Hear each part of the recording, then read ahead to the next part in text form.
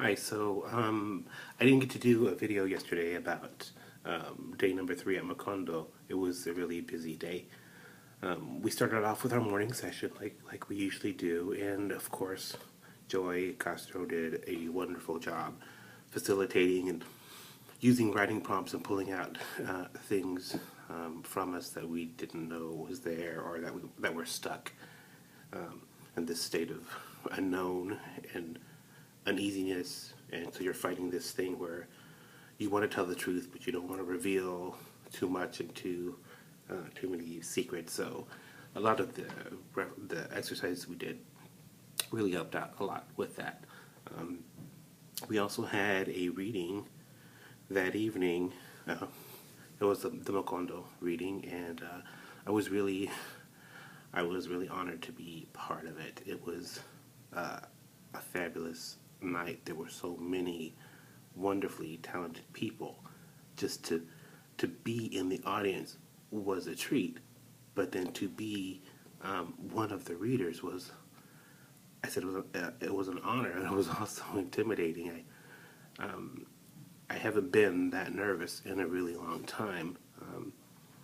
And so when I got up to the stage and I did my reading, I kind of, summoned my courage, and I could feel myself tripping over some words. And so in my mind, I thought, just calm down and enjoy this moment.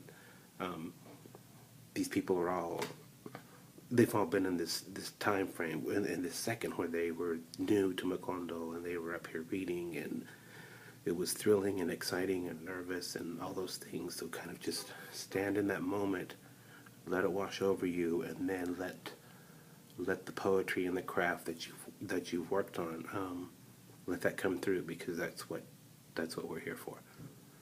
So I kind of collected myself during the reading. I mean, this is all happening internally while my mouth is going and reading poems. But I definitely felt that there was a shift in my reading, and I felt really good about it. And then from that point on, it was on. It was, it was called, that moment where you're like, yeah, this is good. I feel good. This is a good reading.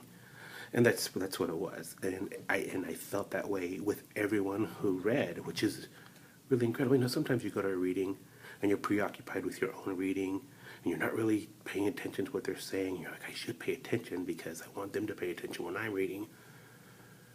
But I was really enjoying the event, and all of a sudden, like, oh, it's my turn. Crap. Okay. And maybe it was kind of that rush that I was pulled out of the audience an observer, and then put on stage as a presenter or as a participant. So maybe that was part of the moment that made me really nervous, because I just kind of got lost in the reading, and I was enjoying everybody's voice and everybody's very different and diverse styles of reading. It was really, wow, it was really great. I would like to see that more. That's really awesome. I wish it would have been streamed live, so that way you guys could have seen it as well and witnessed that. So maybe that's something we can talk to Macondo about. Maybe live streaming those readings, so that way you can be a part of it and feel that energy along with the rest of us. And then afterwards, I bought a ton of books from everybody, and it was really great. I was happy to buy the books and to get them autographed, and to know that I am buying a book from a person and not online, not from a mysterious third-party seller, but from the actual author. It was really, I love that. I love that I can look in their eyes and say, I really like this book. I really want to buy it. Would you mind autographing it? And seeing them, like, it seems it's weird, but sometimes I can see in their faces that they're surprised that you ask for their autograph. And that's a fun moment to see them being asked and how they respond.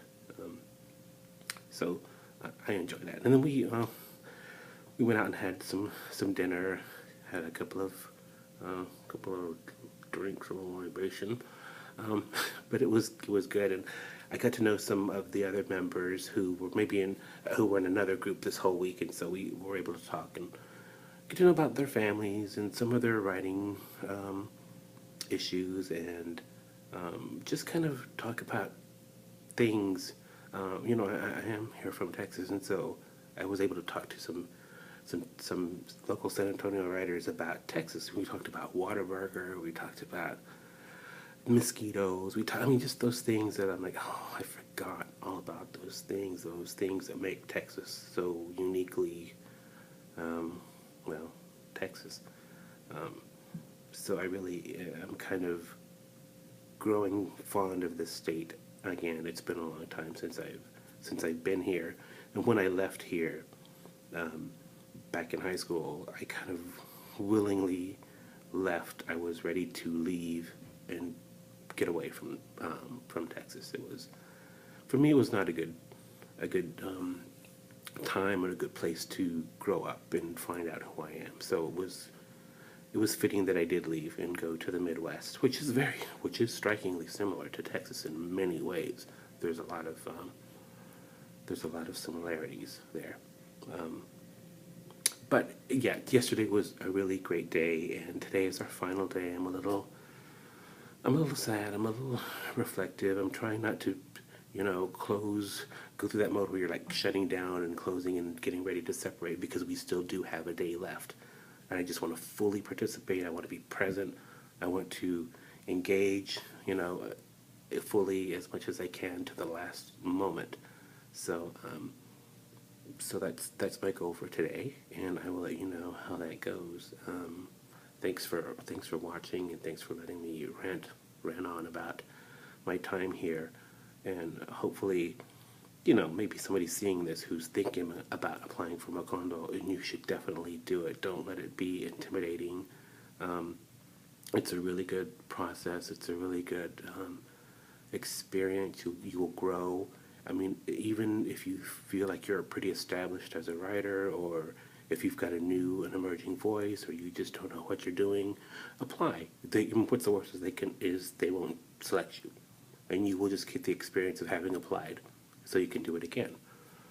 But if you do get selected, then make the commitment to be here, to be fully present, to engage in people.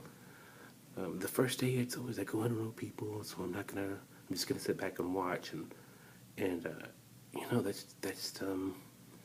that's a wasted opportunity. Just fully jump in and dive in from day one, because you'll look back and say, oh, I wasted my first day.